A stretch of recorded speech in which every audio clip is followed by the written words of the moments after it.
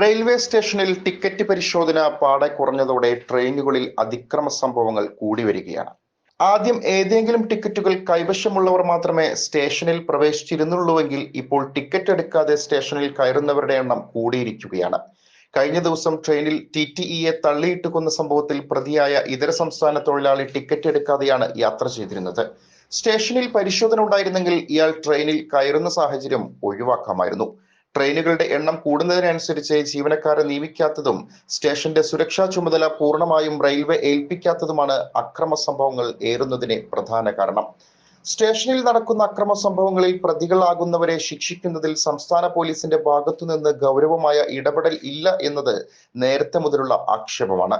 ഇതര സംസ്ഥാന തൊഴിലാളികളുടെ എണ്ണം വർദ്ധിച്ചതിനനുസരിച്ച് ട്രെയിനുകളിൽ ജനറൽ കമ്പാർട്ട്മെന്റുകളുടെ എണ്ണം വർദ്ധിപ്പിക്കാത്തതും നിയന്ത്രണമില്ലാതെ ജനറൽ ടിക്കറ്റുകൾ അനുവദിക്കുന്നതും ട്രെയിനിൽ പരിശോധകരും യാത്രക്കാരും തമ്മിൽ തർക്കത്തിന് വഴിവെക്കുന്നതായി ചൂണ്ടിക്കാണിക്കുന്നു. പണ്ട് ജനറൽ ടിക്കറ്റുകൾ പരിധിയിൽ കൂടുതലായാൽ ടിക്കറ്റ് കൗണ്ടറിലേക്ക് നോ റൂം സന്ദേശം എത്തുമായിരുന്നു. എന്നാൽ ദീർഘദൂര ട്രെയിനുകളിൽ ജനറൽ കമ്പാർട്ട്മെന്റിലേക്ക് എല്ലാ സ്റ്റേഷനുകളിൽ നിന്നും ജനറൽ ടിക്കറ്റുകൾ അനുവദിക്കുമ്പോൾ ഈ കമ്പാർട്ട്മെന്റുകൾ നിറഞ്ഞ് ഇതിൽ കയറേണ്ട യാത്രക്കാർ സ്ലീപ്പർ കോച്ചുകളിൽ കയറുന്നത് സ്ഥിരമാവുകയാണ്. അന്വേഷണം ന്യൂസ്, തൃശൂർ.